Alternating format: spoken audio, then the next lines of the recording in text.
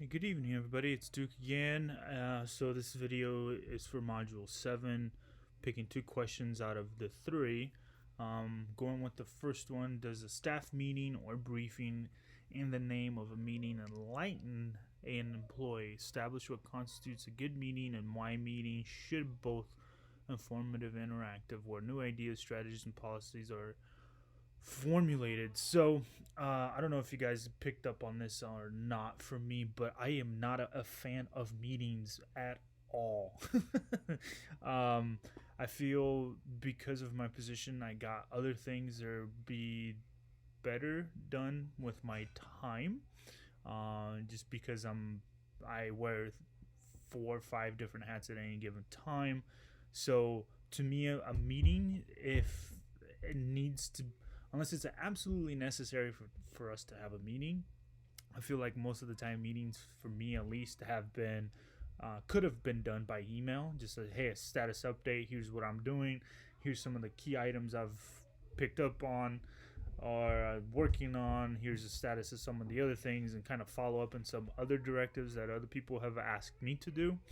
The book on page 154 and 155, they kind of go over what a meeting should look like to me. A meeting, again, with different sections or different sections and shops, to me should be quick and to the point. So having this agenda format where you're talking about a welcome,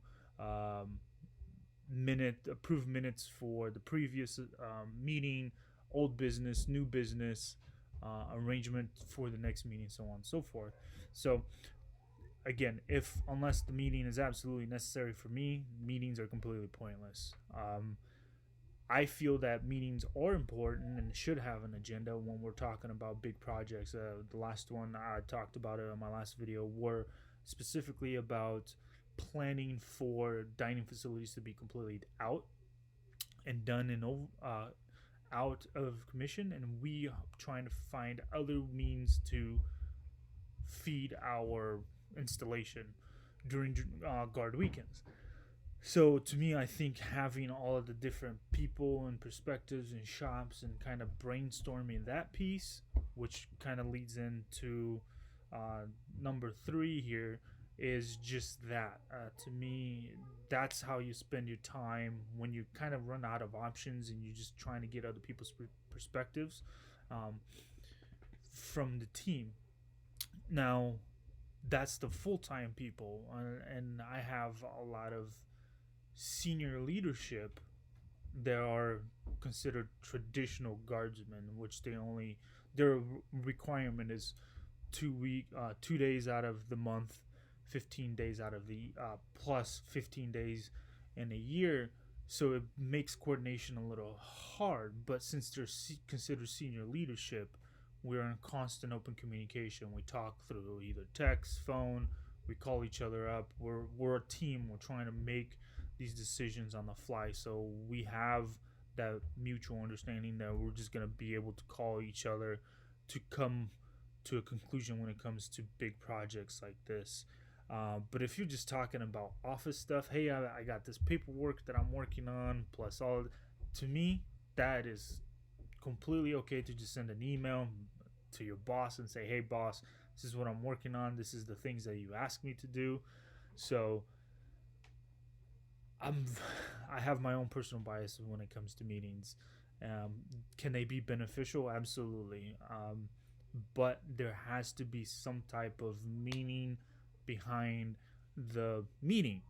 Another big one for me that just came up to my head was planning for training events like wing or installation wide events where you have different agencies and people that kind of are pieces to the big puzzle of the installation and what the mission of or the vision for the installation is. So those type of meetings are very beneficial, where you've seen other people's perspective and how they all kind of come together, and you see the bigger picture of what that installation or organization is doing.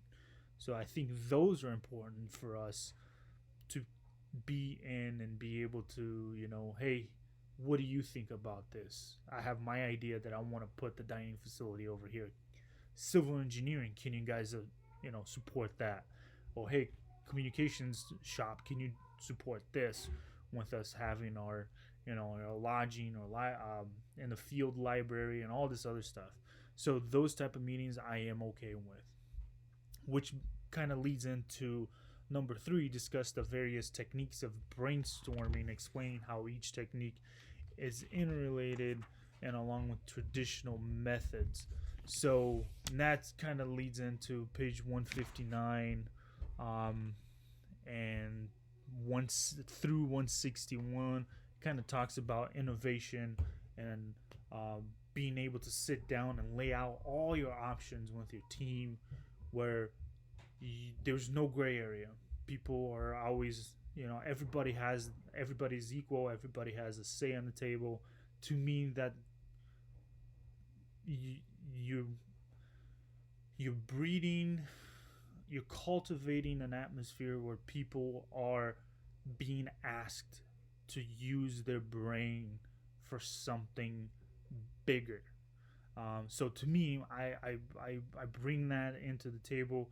I kind of play the devil's advocate. I know a lot of people hate that, and in certain scenarios, I do see that being very irritating.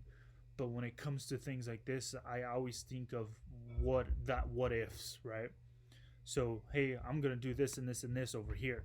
Well, what if a storm happens? Then all of this gets washed up, so on and so forth. So I think in that scenario, because of other people's experience with my experience, we're just kind of thinking through all the venues and how to best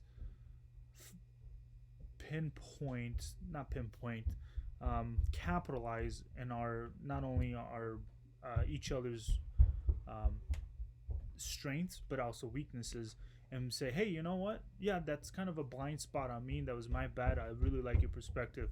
So let's use your piece. So you're kind of grabbing pieces from each other and puzzling into this big solution that everybody had a big piece on it. So those are my two questions. I'll talk to you guys later.